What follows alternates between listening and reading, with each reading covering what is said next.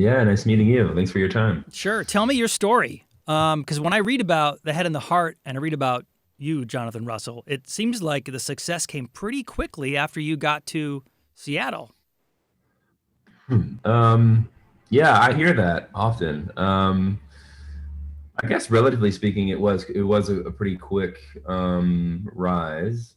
Um, it does feel like we've been sort of on a healthy kind of a modest curve ever since Yeah. versus like having some massive hit and then your whole fan base changing around that. And God bless anybody who has that quote unquote problem. But yeah, I think it's been an interesting, I don't know if the word organic is getting overused anymore, but it was when we were first starting. And it Yeah. felt like we had a very organic um, start to our career. Right. We were doing a lot of stuff on our own for a little while. And kind of like burning your own CDs. We made a bunch of like sleeves out of old denim and ended up selling like 10,000 CDs before we, even had a manager. That's amazing. Um, yeah, so it was pretty wild. Um, so I guess, yeah, to answer your question, I think it was, I don't know, I guess it's hard to compare it without knowing how to compare it to anyone else's trajectory. It just felt like, I mean, don't get me wrong. It felt strange that this many people wanted to buy our CD. They would watch us once and they were like, "Yeah, I want the CD." Yeah. So we're already dating, or I'm dating ourselves, anyways, by saying CD. But yeah, this was 2010, and then I think 2011 is when we got signed to Sub Pop. So But prior to that, yeah. you grew up in Virginia. I grew up in Virginia. I moved to Virginia when I was 12. I grew up in Florida until I was 12. So Okay. born in Florida.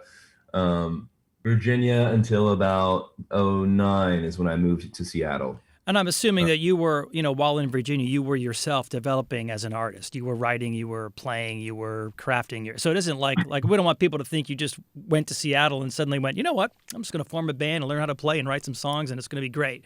There's a ton of work that goes into you maturing as an artist before you got to that point. right. Indeed. Although I was kind of a late bloomer, to be honest with you. Like in high school, I didn't really play music. I think my senior year is when I started playing hand drums. And my friend Tyler, who's the drummer in this band, had a couple other bands in high school, and um, yeah, I don't know. I always wanted to be around musicians because I just felt the most, I don't know, like them maybe, but we were also friends from skateboarding and stuff like that. It's funny to think of all of this now. But where am I going with this? Sorry, I'm on like all this flu medicine because Oh I have no, my you sick? baby niece. Yeah, it's not COVID. I tested. It's not COVID, luckily, but my our niece is like 18 months old, and she was just like a snot factory. Yeah. And we saw her last weekend. It was totally worth it. I'm fine. Just kind of foggy. So apologies on that. But That's okay.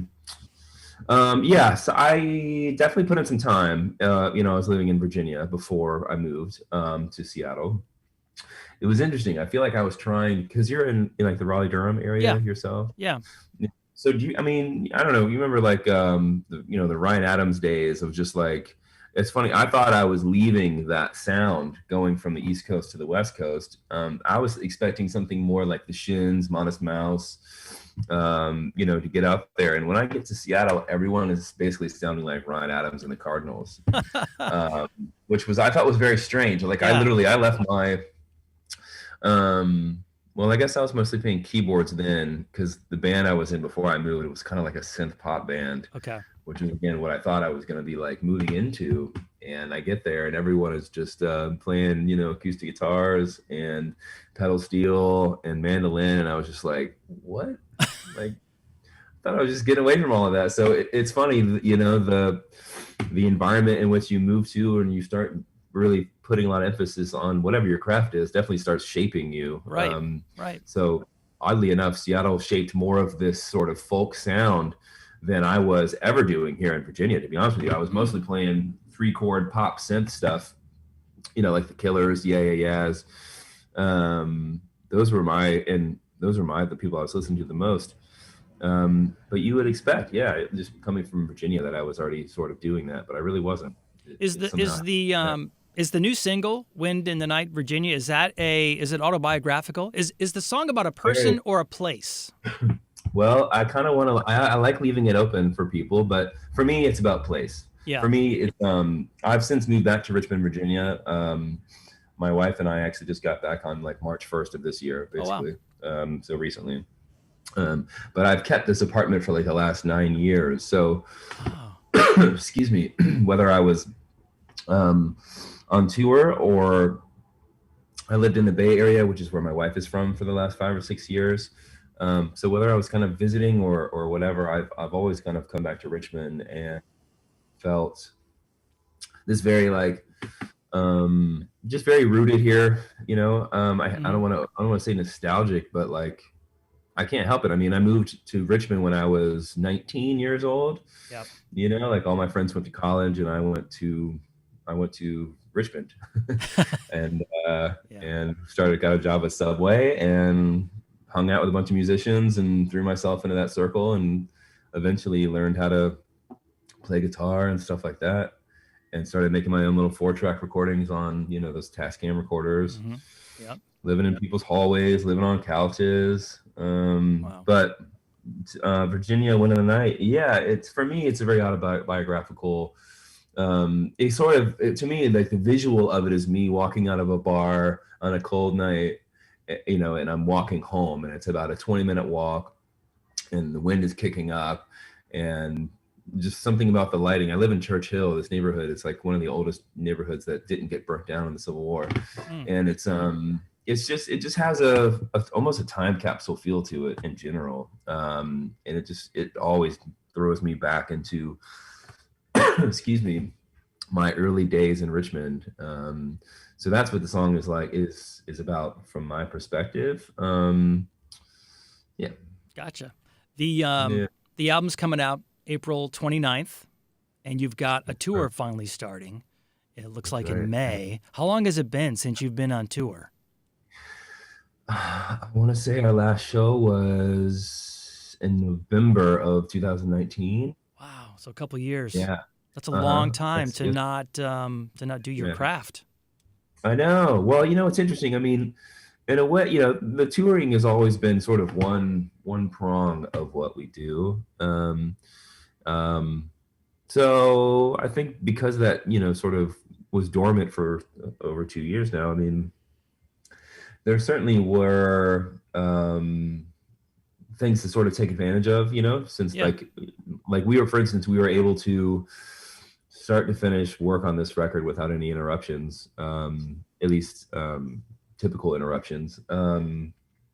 Normally we're sort of starting to write, or you're halfway through tracking and you've got to go do another tour, and it just kind of you're sort of always reliving your old stuff because you're there on tour playing your old things, and you go back to creating your new thing. And this record, for the first time ever, we were kind of in a vacuum. I mean, a lot of it was done remotely. Like the first half of the process had to be remotely recorded Wow. because of COVID-19.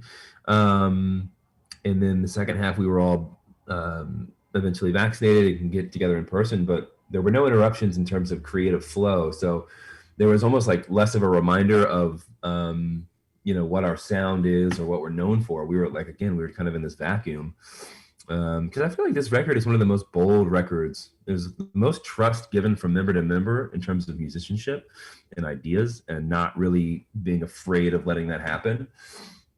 I think that this is the boldest record this band's ever done, and somehow actually the most intimate and vulnerable at the same time. It feels just feels very open and very like, I don't know.